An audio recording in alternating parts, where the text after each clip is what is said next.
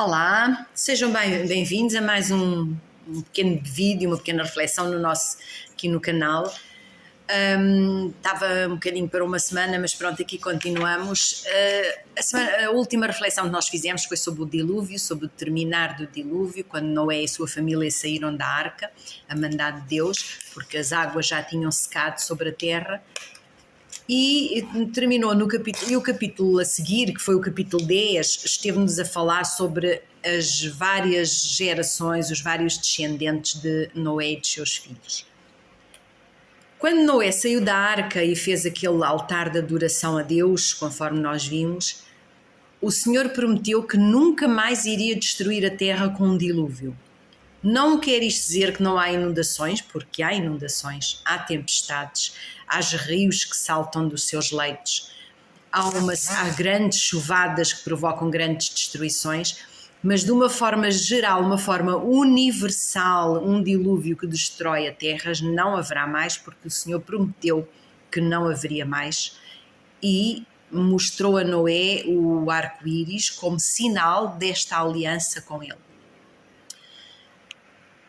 Depois de nós vermos na Bíblia todos os descendentes de Noé ao longo de anos, quando saíram depois de acabar a situação do dilúvio, quando se começaram a espalhar mais ou menos pela terra, o capítulo 11 fala-nos de um episódio muito conhecido que é a Torre de Babel. Diz-nos a Bíblia aqui: ora, em toda a terra havia apenas uma linguagem, uma só maneira de falar. Sucedeu que, partindo eles do Oriente, portanto, os vários descendentes, partindo eles do Oriente, deram com uma planície na terra de Sinar e habitaram ali. Agora o versículo 3. E disseram uns aos outros: vinde, façamos tijolos e queimemo-los bem, e os tijolos serviam-lhes de pedra e o betume de argamassa. Vamos edificar para nós uma torre cujo topo chega até aos céus e tornemos célebre o nosso nome, para que não sejamos espalhados por toda a terra. Quando nós lemos o tornamos célebres o nosso nome, os homens sempre gostaram de ser reconhecidos pelas suas obras, pelas coisas que fizeram, pelas coisas que se propõem fazer. E estes também não foram diferentes. Portanto, decidiram que iam fazer uma grande torre que chegaria ao céu, iriam tornar-se famosos porque tinham conseguido fazer uma torre até ao céu, ir descobrir o que é que tinha, isto não está na Bíblia, mas pressupõe-se que era isso que eles queriam fazer, ir descobrir quais tinham sido as causas daquele dilúvio que tinha acontecido e que eles conheciam a história e, ao mesmo tempo, precaver-se para, em caso de um novo dilúvio acontecer, não serem afetados por ele. Isto aqui está-nos a dizer várias coisas. Primeiro, aquilo que eu disse, que as pessoas gostam de ser reconhecidas pelas suas próprias obras. Segundo, a falta de confiança em Deus. Deus tinha dito que não voltaria a destruir a terra com um dilúvio.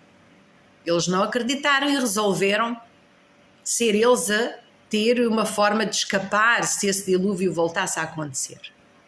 Portanto, o quererem ser reconhecidos pelas suas obras, o não confiarem em Deus.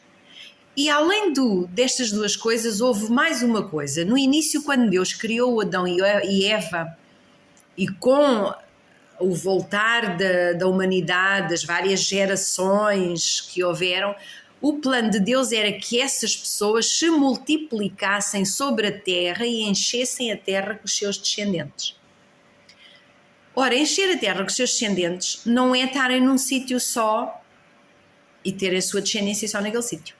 Portanto, quando Deus disse multiplicai-vos, enchei a terra, estava a dizer espalhai-vos, ou seja, não fiqueis no mesmo sítio. Portanto, eles estavam a desobedecer. Portanto, tivemos logo aqui 3 situações. Depois a Bíblia, no versículo 5, diz assim: então desceu o Senhor para ver a cidade e a torre que os filhos dos homens edificavam. E o Senhor disse: eis que o povo é um e todos têm a mesma linguagem. Isto é apenas o começo. Agora não haverá restrição para tudo que intentem fazer. Portanto, todos falavam o mesmo, todos tinham o mesmo propósito, portanto iriam fazer o que queriam porque estavam unidos com esses 2 requisitos, essas 2 características. Então o que é que o Senhor decidiu? Já que eles não quiseram obedecer, não quiseram fazer conforme ele tinha dito, o que é que ele disse? Disse Deus: vinde, deixamos e confundamos ali a sua linguagem para que um não entenda a linguagem do outro. Desta forma, o Senhor os dispersou dali pela superfície da terra, que era o plano que ele já tinha pensado. Foi por causa disso que se chamou aquela Torre de Babel, porque Babel significa confusão.